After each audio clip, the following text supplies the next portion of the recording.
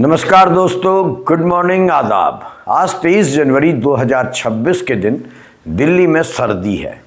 मौसम बड़ा रूमानी सा है, कोहरा आ गया है और सर्दी बढ़ गई है। लेकिन जो खबर मैं आपको बताने जा रहा हूं, जिस पर चर्चा करने जा रहा हूं, वो गर्म है।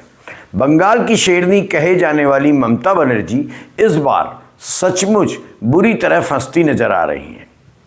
अंग्रेजी में एक कहावत है, होलियर देन दाऊ, खुद को सबसे शुद्ध, सबसे ईमानदार दिखाने की प्रवृत्ति। और ये प्रवृत्ति ममता बनर्जी में जबरदस्त है। केंद्र, ईडी और भाजपा पर हमला करने वाली मुख्यमंत्री लेकिन अब अपनी ही राजनीतिक मशीनरी के संदिग्ध लेन देन यानी मनी लॉन्ड्रिंग के मामले में घिर गई हैं। जिस आईपैक कंपनी के लिए उन्होंने भारी बवाल मचाया था कुछ दिनों पहले, उसकी बाबत द इंडियन एक्सप्रेस ने एक जबरदस्त खबर कल की।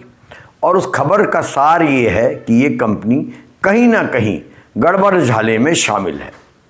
तो चलिए आज बात करते हैं ममता बनर्जी बंगाल की शेरनी किस प्रकार घिर चुकी हैं इस मुद्दे पर। राजनीति में कुछ मुहावरे नेताओं के व्यक्तित्व से चिपक जाते हैं। बंगाल टाइग्रेस, बंगाल की शेरनी ममता दीदी के लिए एक ऐसे ही संबोधन रहा है। आक्रामक, निर्भीक, भिड़ने वाली, झुकने से इनकार करने वाली महिला। लेकिन अब वही शेरनी अपने सबसे कठिन दौर में जाती नजर आ रही हैं। और इस बार मामला सिर्फ केंद्र बनाम बंगाल का नहीं रह गया है, ना ही यह मात्र जांच एजेंसियों की छापेमारी का सामान्य पॉलिटिकल ड्रामा बन रहा है। यह संकट उससे ज़्यादा गहरा गया है। यह संकट ममता दीदी के नैतिक दावे पर बड़ा प्रश्न चिन्ह लगा रहा है।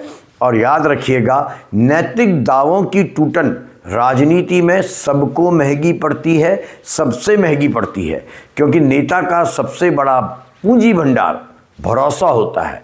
उसी से नेता बनता है और उसी से टूटता है।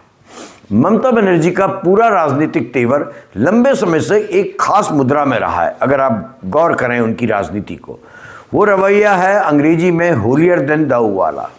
होलियर देन दाऊ यानी खुद को सबसे ज़्यादा नैतिक बताइए, सबसे ज़्यादा जनहितैषी साबित करिए और दूसरों को हर हाल में भ्रष्ट और जन विरोधी। भारतीय राजनीति में ये शैली सब पर लागू होती है। खासकर ममता दीदी और भारतीय जनता पार्टी पर तो ये लागू होती ही होती है। ममता ने लेकिन इसे बंगाल में एक परमानेंट वेपन बना लिया है, हथियार बना लिया है। जब जब इन्फोर्समेंट डायरेक्टरेट, सीबीआई या केंद्र सरकार की एजेंसी या केंद्र सरकार के नियुक्त गवर्नर कोई भी कार्रवाई करते हैं, ममता इसे लोकतंत्र पर हमला, संघीय ढांचे पर हमला और राजनीतिक बदला बताने लगती हैं। और उनके पास निश्चित तौर पर यह कहने के पर्याप्त कारण भी रहे हैं, क्योंकि इस देश में केंद्रीय जांच एजेंसियों की निष्पक्षता गहरे संकट में है। पर राजनीति केवल आशंका से नहीं चलती, धारणा से नहीं चलती। जनता को भी बहुत कुछ समझ में आने लगता है। बंगाल की जनता का जो अनुभव है तृणमूल कांग्रेस के शासन के बारे में, वो बहुत सारे सवाल खड़े करता है। बहुत सारे आरोप हैं, बहुत सारे भ्रष्टाचार के किस्से हैं, जिनके सामने शने शने ही सही, हौले हौले ही सही, ममता बनर्जी का नैतिक प्रमाण पत्र अब फीका पड़ने लगा है। दरअसल ममता बनर्जी की मुश्किल ये है कि वे जिस ऊंचे प्लेटफॉर्म पर, मंच पर खड़ी होकर केंद्र के खिलाफ नैतिक भाषण देती आई हैं, उस मंच के नीचे उनकी पार्टी तृणमूल कांग्रेस का संगठन और शासन पूरी तरह भ्रष्टाचार के आरोपों से घिरा रहा है। कट मनी का आरोप आपको याद होगा। तृणमूल कांग्रेस के जो कैडर हैं, वो जनता से कोई भी सुविधा, जो सरकारी सुविधा, सरकारी योजना होती थी, उसको जनता को उपलब्ध कराने के नाम पर कट मनी, वसूली मांगते थे।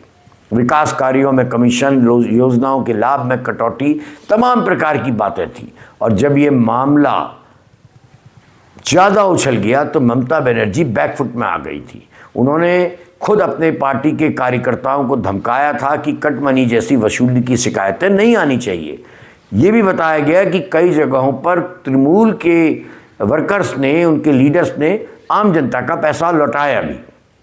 लेकिन जिस समस्या को शीर्ष नेतृत्व सार्वजनिक चेतावनी देकर रोकना चाहे वो समस्या कभी खत्म होती ही नहीं, क्योंकि वो कैरेक्टर का हिस्सा बन जाती है और वक्त आने पर वही दबा हुआ सच आरोप नहीं रहता, चरित्र बन के सामने आता है। बंगाल के घोटालों की लंबी लिस्ट है। आपको याद दिला दूं, शारदा चिटफंड घोटाला आम बंगाली की मेमोरी में आज भी ताज़ा है। लाखों छोटे निवेशकों की कमाई इस चिटफंड कंपनी ने डुबा दी। घर टूटे, उजड़े, उम्मीदें टूटी और उसके बाद जैसा इस मुल्क में होता आया है, राजनीतिक बहस शुरू हो गई। कौन दोषी है, कौन नहीं है, तमाम प्रकार की बातें होने लगी। लेकिन ये तय है कि शारदा घोटाले ने ममता बनर्जी पर भले ही सीधा कोई आरोप चस्पा ना किया हो, लेकिन टीएमसी से जुड़े कई चेहरे बेनकाब हो गए थे। भर्ती घोटालों की बात है। स्कूल सर्विस कमीशन एसएससी भर्ती घोटाले ने बंगाल में सबसे संवेदनशील जगहों पर चोट की। युवाओं के सपनों पर। नौकरी सिर्फ रोजगार नहीं होती, वो परिवार की इज्जत, पीढ़ी का भविष्य और सामाजिक सम्मान होती है। अगर भर्ती में घोटाले की बू आ जाए तो जनता नाराज नहीं होती, वो टूट भी जाती है। और जब जनता टूटती है तो सत्ता का नैरेटिव भी टूट जाता है। यही वजह है कि ममता के पास अब वो नैतिक पूंजी बची नहीं जिसके भरोसे वो हर जांच को राजनीतिक बदला कहकर उड़ा देती थी। और अब आता हूं मैं मेन मुद्दे पर, आईपैक प्रकरण। ये आईपैक प्रकरण जिसके चलते ममता बनर्जी ने इतना हंगामा किया, ईडी की चलती जांच को रोका, भारी पुलिस बल लेकर गई और बहुत सारे डॉक्यूमेंट आईपैक कंपनी के मालिक प्रतीक जैन के घर से बाहर निकाल लाई। इस आईपैक कंपनी के बारे में, आईपैक मतलब इंडियन पॉलिटिकल एक्शन कमेटी, ये एक कंपनी है जो पॉलिटिकल पार्टीज़ को चुनाव के दौरान मदद देती है, चुनावी गणित देती है, डेटा देती है, रणनीति बनाती है। प्रशांत किशोर ने इस कंपनी की शुरुआत की थी, अब संभवतः वह इस कंपनी का हिस्सा नहीं है। इस आईपैक कंपनी जिसके लिए ममता बनर्जी ने इतना हो हल्ला मचाया, उसके बारे में द इंडियन एक्सप्रेस न्यूज़पेपर ने 22 जनवरी यानी कल एक ज़बरदस्त समाचार, खोजी समाचार प्रकाशित किया है, जिससे ये साफ होता है कि इस कंपनी के खातों में 13.5 करोड़ 13.55 करोड़ रुपए का एक अनसिक्योर्ड लोन दिखाया गया है। कंपनी के रिकॉर्ड्स कहते हैं उनको ये लोन एक कंपनी ने दिया था। अनसिक्योर्ड लोन वो लोन होता है जिसको बाद में वापस कर दिया जाता है। लेकिन जब इंडियन एक्सप्रेस इस कंपनी के राम सेतु इंफ्रास्ट्रक्चर नाम की एक कंपनी है, इसके एड्रेस में गया तो वहाँ कोई कंपनी मिली ही नहीं। इंडियन एक्सप्रेस ने बड़ी रिसर्च करी और इस नाम से जो कंपनियां थी उनके, इस नाम से जुड़ी जो कंपनी थी उनके डेटा देखे तो पता चला रजिस्ट्रार ऑफ कंपनीज के रिकॉर्ड में ये कंपनी कई साल पहले ही 2018 में बंद की जा चुकी है। जबकि आईपैक का दावा है, उसकी बुक्स कहती हैं कि 2021 में उसको 13.5 करोड़ का लोन इस कंपनी ने दिया। और मज़ेदार बात, इंडियन एक्सप्रेस ने अपनी जांच में पाया कि आईपैक कंपनी ने इनमें से बाकायदा 1 करोड़ चुकाया भी, बाकी बचा है 12.5 करोड़। लेकिन जब कंपनी ही नहीं है तो किससे दिया, किसको लिया? आप समझ रहे हैं मेरी बात को? ये कहानी इसलिए खतरनाक है क्योंकि ये लेन देन को मनी ट्रेल में बदल रही है। मनी ट्रेल मतलब पैसा कहाँ से आया, कहाँ तक गया, किन खातों में गया, इसकी पूरी ट्रेल, पूरी श्रृंखला बन गई है। और यही श्रृंखला ममता बनर्जी को फंसा रही है। लोन लिया नहीं लिया एक अलग मुद्दा है, सवाल ये बन गया है कि पैसा आखिर अगर लोन लिया तो कहाँ से आया, क्योंकि जिस कंपनी के बारे में कहा जा रहा है इस कंपनी से आया, वो कंपनी तो है ही नहीं। सीधा मतलब है या तो ये अकाउंट्स की भाषा में एंट्री मैनेजमेंट था, कोई चीज़ को एडजस्ट करने के लिए झूठी एंट्री डाली गई थी, या ये मनी लॉन्ड्रिंग की गई थी। और मनी लॉन्ड्रिंग मतलब इन्फोर्समेंट डायरेक्टरेट, इसीलिए इन्फोर्समेंट डायरेक्टरेट इस कंपनी के पीछे पड़ी। अब ममता दीदी की ट्रेजेडी ये है, वे जिस कंपनी के पक्ष में खड़ी हो गई, पुलिस बल लेकर कंपनी ईडी को काम करने से रोक दिया, वो कंपनी खुद ही दागदार निकल आई है। ममता के लिए संकट वैसे भी बहुत गहरा है क्योंकि उनके सगे भतीजे अभिषेक बनर्जी पर लगातार नाना प्रकार के भ्रष्टाचार के आरोप लगते रहे हैं। कई घोटालों पर उनका नाम आया है, वो खुद ईडी के जांच के घेरे में है। और ममता बनर्जी हमेशा कहती थी ये मेरा भतीजा है, मेरी पार्टी का नेता है, इसलिए ईडी इसको परेशान कर रही है। मान लिया, लेकिन अब आईपैक की इस एंट्री के बारे में क्या? ये केवल भ्रष्टाचार का आरोप नहीं, ये सत्ता, पश्चिम बंगाल की सत्ता से सीधे मनी लॉन्ड्रिंग के तार जोड़ रहा है। और इस पूरे परिदृश्य में सबसे बड़ा राजनीतिक प्रभाव ये है कि ममता बनर्जी का विक्टिम नैरेटिव कि मुझे तो प्रताड़ित किया जा रहा है, वो अब कमज़ोर होने लगा है।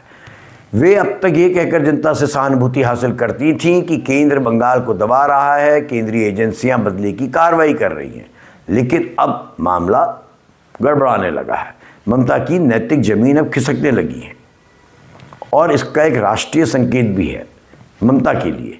वे राष्ट्रीय विपक्ष में अपने आप को सबसे बड़े नेता की तरफ देखती हैं। उनके समर्थक कहते हैं कि एक दिन प्रधानमंत्री जरूर बनेंगी और वो ये संदेश भी देती हैं कि ममता ही वो शख्सियत है जो बीजेपी को रोक सकती हैं।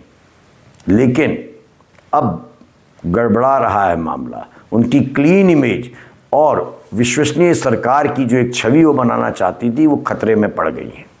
कुल मिलाकर बंगाल में घोटालों की पृष्ठभूमि, कट मनी का आरोप और अब आईपैक जैसी संदिग्ध प्रकरण वाली कंपनी के पीछे ममता का खड़ा होना, ये उन्हीं के लिए एक बहुत बड़ा संकट बनकर उभर गया है। यह कहना गलत नहीं होगा, ममता बनर्जी के लिए ये समय 2026 का समय, जब पश्चिम बंगाल में चुनाव होने जा रहे हैं, सबसे निर्णायक है। अगर एक बार फिर वो एजेंसियों के खिलाफ लड़ाई को केवल पॉलिटिकल प्रतिशोध के फ्रेम में बांधने की कोशिश करेंगी तो मेरी समझ से ये रणनीति टिकेगी नहीं, क्योंकि उनके पास इसे साबित करने के लिए नैतिक पूंजी कम बची है। और यदि वे जांच, पारदर्शिता और जवाबदेही की दिशा में गंभीर कदम उठाएंगी तो उसका संकट यह है, सबसे पहले तो अपने घर को दुरुस्त करना पड़ेगा और ये बड़ा संकट का कारण है। तृणमूल कांग्रेस में इतना करप्शन बताया जाता है, उनका कैडर इतना करप्ट है, तो ममता अगर उसको करेक्ट करने लगेंगी तो पार्टी बिखर जाएगी। इसलिए मैं ये कह रहा हूँ दोस्तों कि ये वो मोड़ है जहाँ बंगाल की शेरनी अब घायल नज़र आ रही हैं, क्योंकि इस बार हमला बाहर से नहीं, भीतरी सच्चाई से है। और भीतरी सच्चाई सबसे खतरनाक होती है, वह झूठे नैरेटिव को काट देती है और नैरेटिव, जो झूठा नैरेटिव गढ़ा गया हो, जब वो कट जाता है तो सत्ता अंततः गिर जाती है।